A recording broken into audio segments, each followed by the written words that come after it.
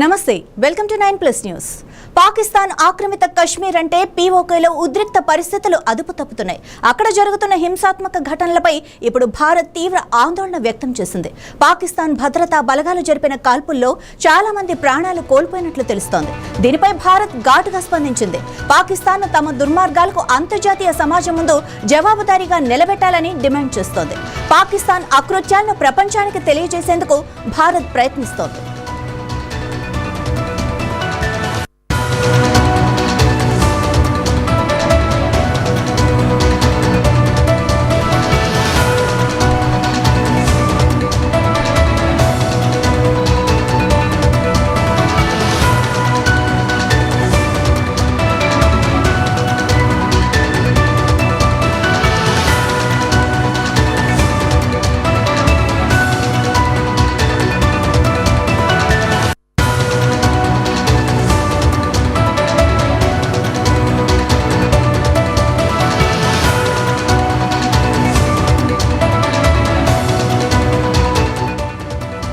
పాకిస్తాన్ నుంచి తప్పుడు వార్తలు, ఫేక్ వీడియోలు వ్యాప్తి చెందుతున్నాయని ఆరోపించారు విదేశాంగ మంత్రిత్వ శాఖ అధికార ప్రతినిధి రణదీప్ జైస్వాల్. పీఓకేలో జరుగుతున్న మానవ హక్కుల ఉల్లంఘనల నుంచి ప్రపంచ దృష్టిని మళ్లించేందుకే పాకిస్తాన్ ఇలాంటి ప్రచారానికి పాల్పడుతోందని ఆయన విమర్శించారు. పాక్ తన వైఫల్యాలను కప్పిపుచ్చుకోవడానికి ఈ ప్రయత్నాలు చేస్తోందని జైస్వాల్ స్పష్టం చేశారు.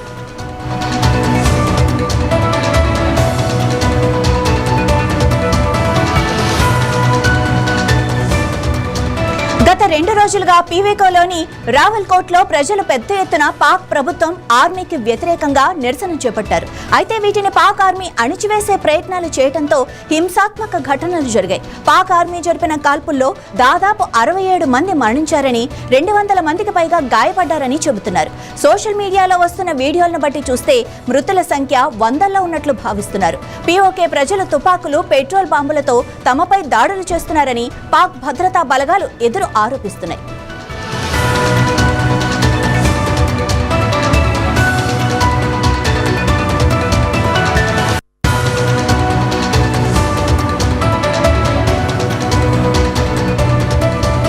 పీఓకే ప్రజల్ని పాక్ ద్వితీయ శ్రేణి పౌరులుగా చూస్తోంది. అంతేకాదు పీఓకే వనరుల్ని పంజాబ్ కు తరలించడం, ప్రజలపై అధిక విద్యుత్ ఛార్జీలు మోపటం లాంటి అక్రమాలకు పాల్పడుతోంది. దీంతో ఈ అణిచివేత అక్రమాలపై పీఓకే ప్రజలు తిరగబడుతున్నారు. తమకు స్వాతంత్రం కావాలని నినదిస్తున్నారు. ఈ అల్లర్లు పీఓకేలోని మీర్పూర్, ముజఫర్బాద్, గిల్గిట్ బలిస్తాన్, దద్వాల్, రావల్కోట్, సుద్నోటి, తట్టాపానీ ప్రాంతాలకు విస్తరించాయి. మొబైల్ ఇంటర్నెట్ ను పాక్ ప్రభుత్వం నిలిపివేసింది.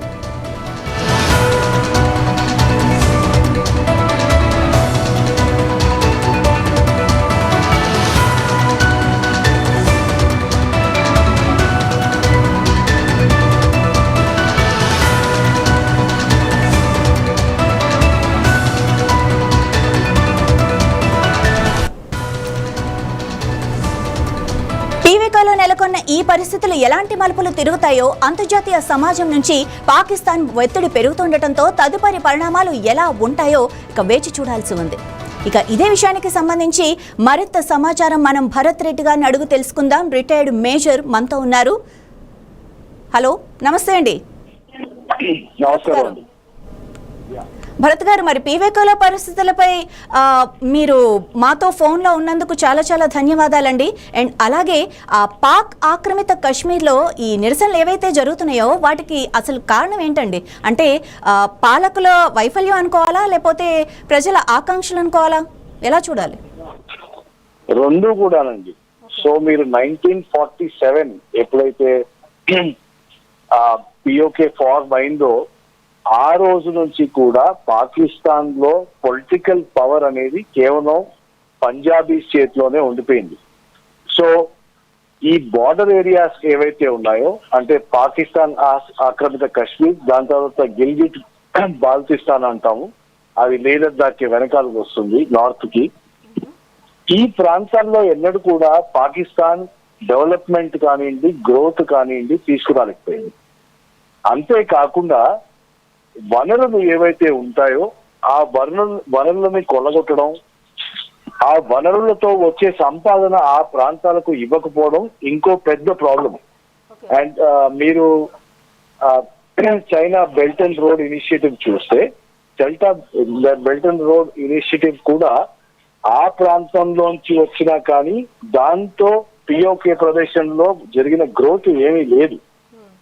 రైట్ నౌ ఈ ప్రాంతంలో ఎక్కడైతే ఈ గొడవలు జరుగుతున్నాయో అక్కడ ఇన్ఫ్లేషన్ రేట్ 17%. 17% అంటే ఇవాళ పెట్రోల్ 100 రూపాయలు ఉంటే రేపు 117 రూపాయలు. That is what is inflation.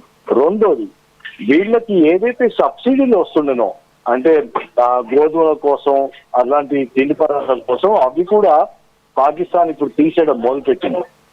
So ఒకవైపు నుంచి గ్రోత్ లేకపోవడం, అన్ఎంప్లాయ్మెంట్ అంటే ఎవరైతే యూత్ ఉందో వాళ్ళకి ఎంప్లాయ్మెంట్ ఆపర్చునిటీస్ దొరకకపోవడం, రెండోది మ్యానుఫ్యాక్చరింగ్ పరంగా అక్కడ డెవలప్మెంట్ గ్రోత్ లేకపోవడం, మూడోది ఏవైతే వనరులు వాళ్ళకి ఉన్నాయో ఆ వనరుల డబ్బులు వాళ్లకు అందకపోవడం, నాలుగోది పొలిటికల్ ఫ్రీడమ్ లేకపోవడం. అంటే పేరుకు ఒక ప్రైమ్ మినిస్టర్ ఉన్నా కానీ ఆ ప్రాంతం నుంచి ఏ ప్రజలైతే వస్తారో ప్రజాస్వామ్యకంగా వాళ్ళకి ఒక ఎన్ఫ్రాంచైజ్మెంట్ అనేది లేదు అక్కడ.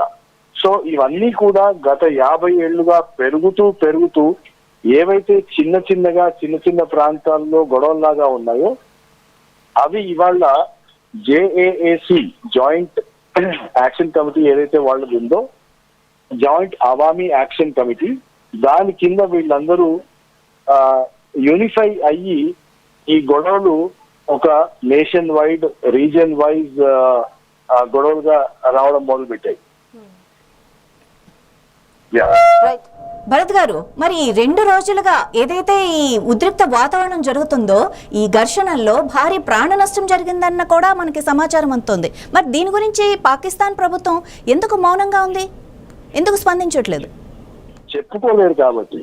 ప్రజాస్వామ్యం ఉంటేమో లీడర్స్ ఎవరైతే ఉన్నారో వాళ్ళు ప్రజల పక్షంగా ఆలోచించి ఏదన్నా గొడవలు జరిగితే వాటిని ఎలా సర్దుమణిగించాలి నెగోసియేషన్ తో అని ఆలోచిస్తారు. కానీ పాకిస్తాన్ ఇవాళ ఒక ఉన్మాదక శక్తి, ఆసిఫ్ మునీర్ అనే మంచి చేతిలో ఉన్న పాకిస్తాన్ అది. వాళ్ళకి ఫోర్స్ యూజ్ చేయడం తప్ప, వైలెన్స్ యూజ్ చేయడం తప్ప వ్యూహాత్మకంగా ప్రజల్ని ఎలా తమ వైపు మలుచుకోవాలి అనే ఆలోచన రాదు వీళ్ళకి.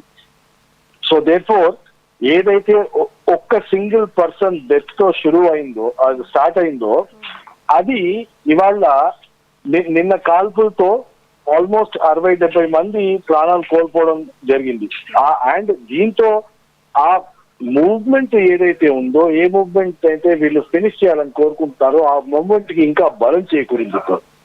అండ్ బట్ ఆబ్వియస్లీ పాకిస్తాన్ ఇవాళ తమకు తాముగా ఒక వరల్డ్ లీడర్ గా చూపించుకోవడానికి సౌదీ అరేబియాతో తిరగడము, యాంటీ ఇజ్రాయెల్ స్టాండ్ తీసుకోవడము, లేకపోతే ఇరాన్ తో నెగోసియేషన్స్ చేయడము, అలా ప్రపంచంలో ఒక పొజిషన్ తీసుకోవడానికి ప్రయత్నం చేస్తోంది పాకిస్తాన్. అండ్ తమను తాము చాలా రెస్పాన్సిబుల్ స్టేట్ గా చూపించడానికి చాలా ప్రయత్నం చేస్తుంది పాకిస్తాన్ ఇవాళ. అండ్ నిన్న జరిగిన ఘటనతో పాకిస్తాన్ కి మొహం తమ దేశంలోనే తమే మానవ హక్కులను పాటించడం లేదు అని బయటికి తెలిస్తే వాళ్లకు స్థాయి ఉండదు. కాబట్టి పాకిస్తాన్ ఇవాళ మౌనంగా ఉండట్లేదు, మౌనంగా ఉండాల్సి వస్తుంది వాళ్ళకి. రైట్. అంటే మౌనంగా ఉన్నా కూడా అది ఎంతవరకు కరెక్ట్? అంటే ఇప్పుడు ఏదైతే ఉద్రిక్తతలు జరిగాయో, మరణాలు సంభవించాయో అందులో గర్భిణీలు, చిన్నారులు కూడా ఉన్నారన్న నివేదికలు కూడా వస్తున్నాయి. మరి అవి నిజమే అంటారా? మరి అలా నిజమైతే దానిపై అంతర్జాతీయ సమాజం స్పందన ఏంటి? అండ్ వీళ్ళెలా మొహం ఎత్తుకోగలుగుతారు? ఎలా సమాధానం చెప్తారు? ఇప్పుడు వాళ్ళు చేసేది ఏంటంటే, ఏవైతే నిన్న పోలీసులది, ఆర్మీది, ఇవాళ వాళ్ళు 14,000 మంది ఆర్మీ రిసోర్సెస్ ని అక్కడ కేంద్రీకరించారు. అది కాక సాయుధ పోలీసు బలగాల్ని అక్కడ పెట్టారు. అండ్ ఎవరైతే యాక్టివిస్ట్ రోడ్డు మీదకి వస్తున్నారో నిర్దాక్షిణ్యంగా కర్ఫ్యూ పెట్టి, షూట్ ఎట్ సైట్ ఆర్డర్స్ పెట్టి చంపేస్తున్నారు ఆ మనిషిని. సో ఏ లీడర్షిప్ అయితే అలాంటి కఠినమైన చర్యలు తీసుకుంటుందో దాన్ని మనం ఇది మానవ హక్కులోకి కాన్ఫ్లిక్ట్ లో ఉంది అని చెప్పడం కూడా వ్యర్థమైన స్టేట్మెంట్ అయిపోతుందండి. పాకిస్తాన్ ఒక రెస్పాన్సిబుల్ స్టేట్ అయ్యి ఉంటే ఫస్ట్ ఆఫ్ ఆల్ నిరాయుధులైన మనుషులను, గర్భిణీ స్త్రీలను, పిల్లల మీద కాల్పులు చేయరు, నిర్దాక్షిణ్యంగా కాల్పులు చేయరు.